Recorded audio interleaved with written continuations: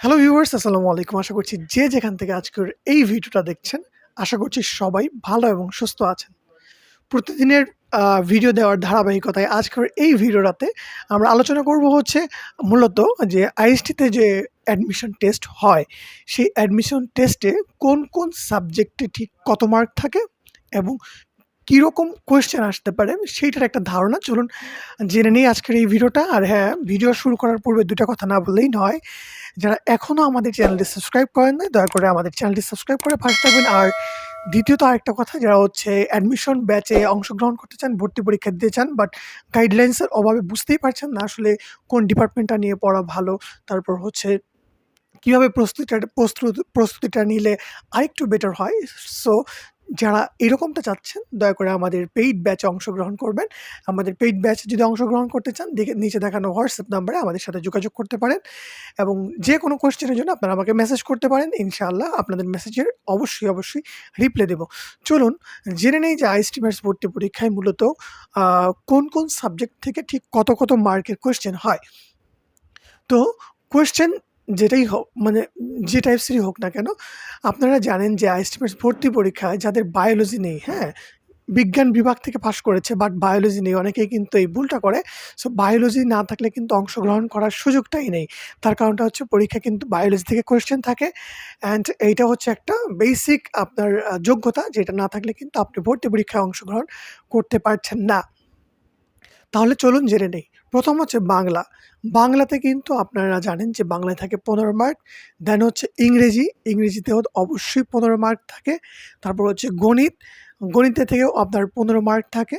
তারপর হচ্ছে পদার্থবিজ্ঞান, পদার্থবিজ্ঞানেও ১৫ মার্ক। তারপর হচ্ছে রসায়ন বা কেমিস্ট্রি, যেখানেও কিন্তু ১৫ মার্ক। তারপর হচ্ছে জীববিজ্ঞান বা বায়োলজি, সেখানেও ১৫ মার্ক অ্যান্ড দেন হচ্ছে জেনারেল নলেজ এবং ইংরেজিতেও থাকে হচ্ছে ১৫ মার্ক।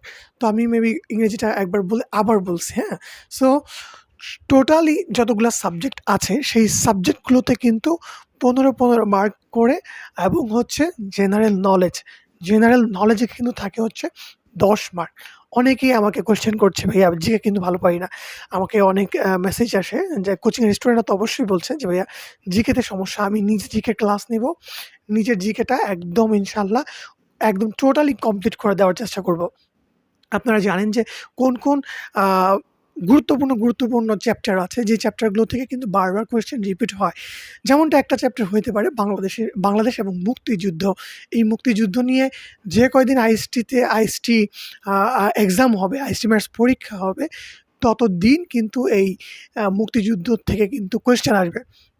আ সো মুক্তিযুদ্ধ এই চ্যাপ্টারটা কিন্তু অনেক বেশি গুরুত্বপূর্ণ। সো যারা হচ্ছে জিকে নিয়ে ভয় আছে, জিকে বুঝতে পারছেন না কোথা থেকে পড়বেন, স্টার্ট করবেন।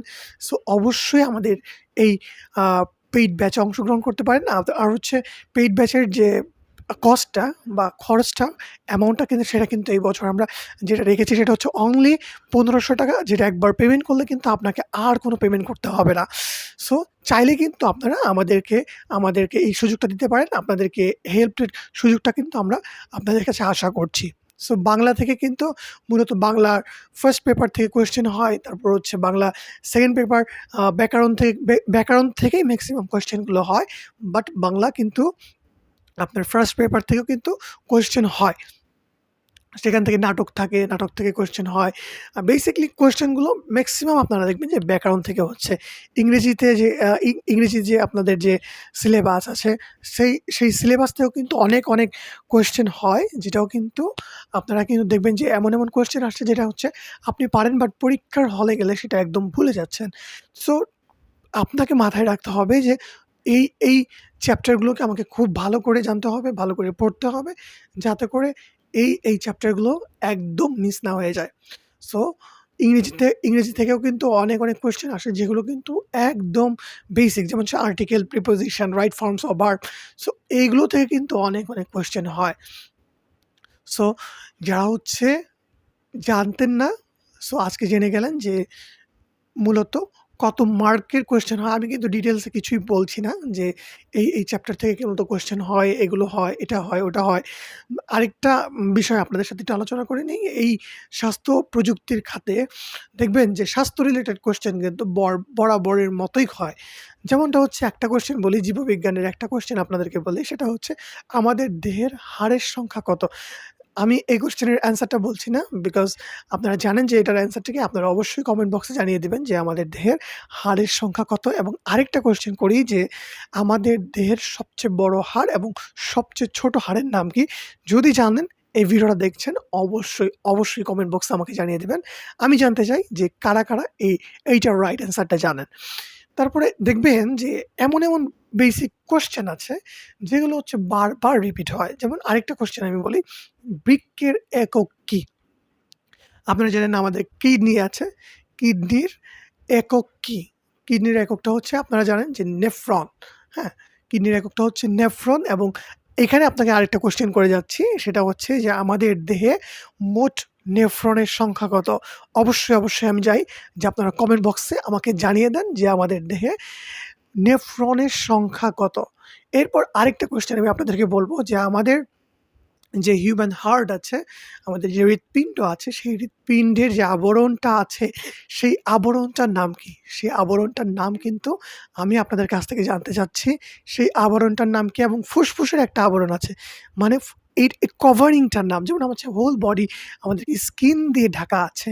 সো বাট এই যে আমাদের ইন্টারনাল কম্পোনেন্ট গুলো আছে, ইন্টারনাল অর্গানগুলো আছে, সেগুলোর ভেতরে যে আ সেগুলোর যে কভারিংটা আছে বা পর্দা আছে, সেই পর্দাটার নামটা কিন্তু আপনাদেরকে বলতে হবে। সো এইভাবে কিন্তু আপনারা পড়াশোনা করতে পারেন। তারপর হচ্ছে ফিজিক্স থেকে যদি চিন্তা করেন, ফিজিক্সের অনেক কোয়েশ্চেন দেখবেন বারবার রিপিট হয়। বিশেষ করে একটা চ্যাপ্টারের কথা না বললেই নয়, সেটা হচ্ছে যে আমাদের আ যে চ্যাপ্টারটা নিয়ে একদম আলোর প্রতিসরণ নিয়ে কিন্তু বরাবরের মতোই কোয়েশ্চেন হয়। এখানে কিছু ম্যাথ আছে, বেসিক ম্যাথগুলো আপনাদেরকে জানতে হবে। বেসিক ম্যাথগুলো যদি আপনারা করতে পারেন, তারপর হচ্ছে দেখবেন যে গাড়ির মিরর সংক্রান্ত, গাড়ির মিরর বা আয়না সংক্রান্ত কিন্তু একদম অনেক কোয়েশ্চেন কিন্তু বারবার রিপিট হয়। বারবার দেখবেন যে রিপিট হচ্ছে। সো যারা হচ্ছে এইটা জানতেন না যে কি মানে হচ্ছে কি টাইপসের কোয়েশ্চেন হয় ফিজিক্স থেকে। সো আমি কিন্তু বেসিক ২-১ টা চ্যাপ্টার সম্পর্কে একটু বলছি। তার কারণটা হচ্ছে এত ডিটেইলসে বলা সম্ভব না। যখন আমরা ক্লাস নেব তখন কিন্তু আমরা ডিটেইলসে কথা বলব ইনশাআল্লাহ। শেষ করে দেওয়ার চেষ্টা করব। এরপরে আ কেমিস্ট্রির ক্ষেত্রে দেখবেন যে কেমিস্ট্রি কিন্তু বেসিক অনেক বিক্রিয়ার থেকে দেখবেন বারবার কোয়েশ্চেন আসে। বিশেষ করে একটা চ্যাপ্টারের কথা আমি বলে দেই সেটা হচ্ছে জারণ-বিজরণ থেকে কিন্তু জারণ-বিজরণ কি? জারণ-বিজরণ থেকে কোনটার জারণ মান কি? সো এইটা যারা একটু আয়ত্ত করতে পারবেন দেখবেন যে বেশ কিছু কোয়েশ্চেন কিন্তু আপনাদের কমন পড়ে গেছে। সো জারণ-বিজরণটা ইম্পোর্টেন্ট। তারপর হচ্ছে আমাদের রাসায়নিক বিক্রিয়া থেকে অনেক কোয়েশ্চেন হয়। দৈনন্দিন জীবনে রসায়ন, পদার্থবিজ্ঞান এখান থেকে বেসিক কিছু কোয়েশ্চেন বেছে বরাবরের মতো দেওয়ার চেষ্টা করে। তার কারণটা হচ্ছে আমাদের জীবনের সাথে ঘনিষ্ঠ। তারপর হচ্ছে আকরিক থেকে কোয়েশ্চেন থাকে। সো এইগুলো দেখবেন যে এগুলো থেকে এনাফ পরিমাণ কোয়েশ্চেন আপনারা পাবেন। বাট আমি কিন্তু সবকিছু বলছি না। কিছু বলার চেষ্টা করছি যে এই জায়গা থেকে কোয়েশ্চেন আসার সুযোগ আছে। তারপর হচ্ছে যদি বাংলার দিকে খেয়াল করেন, বাংলার কারক বিভক্তি থেকে কিন্তু বারবার কোয়েশ্চেন আসে। এর বাইরেও আরো অনেক চ্যাপ্টার আছে যেটা একমাত্র আপনি যদি আমাদের কোচিংয়ে জয়েন করেন, তখনই আপনি ইনশাআল্লাহ ডিটেইলসে জানতে পারবেন। আর অনেকেই চাচ্ছেন যে একটা ডেমো ক্লাস দেখার জন্য আমাকে দেখে আসলে এতটুকু ভাবেন যে ডেমো ক্লাস দেখার প্রয়োজন নাই। ইনশাআল্লাহ ক্লাস যেগুলো হবে একদম খুবই সুন্দর এবং মার্জিত এবং ইনশাআল্লাহ ইনফরমেটিভ ক্লাসগুলো যখন করবেন, দেখবেন যে আপনার ভর্তি পরীক্ষা আমার কথা শোনার পরে দেখবেন যে আপনার ভেতরে একটা কনফিডেন্স গ্রো করছে এবং সেটা নিয়ে ইনশাআল্লাহ আপনি যদি পরীক্ষার হলে যান, ইনশাআল্লাহ বেশ ভালো একটা রেজাল্ট আপনি আশা করছি পাবেন। সো আশা করা যায় যে আপনারা সাবজেক্টগুলো সম্পর্কে জানলেন এবং কোন সাবজেক্ট থেকে বেসিক কি কোয়েশ্চেন হইতে পারে, সেই কোয়েশ্চেনগুলো কিন্তু আমরা জানলেন।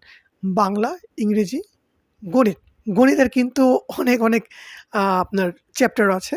যে চ্যাপ্টারগুলো থেকে একবার বারবার কোয়েশ্চেন randomly চলে আসে। ধারা থেকে কোয়েশ্চেন আসে। একটা চ্যাপ্টারের কথা বললাম, ধারা থেকে কিন্তু বারবার কোয়েশ্চেন আসে। পদ সংখ্যা নির্ণয়, এটা থেকেও বারবার কোয়েশ্চেন আসে। সো এটা কিন্তু মানে হচ্ছে বারবারই যখন রিপিট হয় একেকটা কোয়েশ্চেন তখন কিন্তু বোঝা যায় যে আসলে অ্যা এই চ্যাপ্টারগুলো কিন্তু গুরুত্বপূর্ণ। সো যারা হচ্ছে ভালো করতে চান, যারা পড়াশোনাটা করে একটু ভালো একটা জায়গায় যেতে চান, যারা হচ্ছে একটা সাবজেক্ট নিয়ে পড়াশোনা করে মেডিকেল টেকনোলজিস্ট হইতে চান, স্বাস্থ্য প্রযুক্তিবিদ হইতে চান, যারা হচ্ছে ফার্মাসিস্ট হওয়ার ইচ্ছা আছে, যারা ম্যাথসে পড়াশোনা করার ইচ্ছা আছে। সো সবাই কিন্তু চাইলে কিন্তু আমাদের এই ব্যাচে অংশগ্রহণ করতে পারেন। সো আর কিছু বলব না। বেসিক্যালি আমার আজকের ভিডিওর টপিকটাই ছিল এটা যে কোন সাবজেক্টে কত মার্ক এবং কিরকম কোয়েশ্চেন হইতে পারে সেটার একটা ধারণা আপনাদেরকে দেয়া। আশা করছি বুঝতে পেরেছেন। আর হচ্ছে যারা জয়েন করতে চান নিচে দেখানো হোয়াটসঅ্যাপ নাম্বারে আমার সাথে যোগাযোগ করতে পারেন। দেখা হচ্ছে পরবর্তী কোনো ভিডিওতে। সেই প্রত্যাশায় আজকের মতো এখানেই বিদায়। সাবস্ক্রাইব করতে ভুলবেন না। আসসালামু আলাইকুম ওয়া রাহমাতুল্লাহি ওয়া বারাকাতুহু।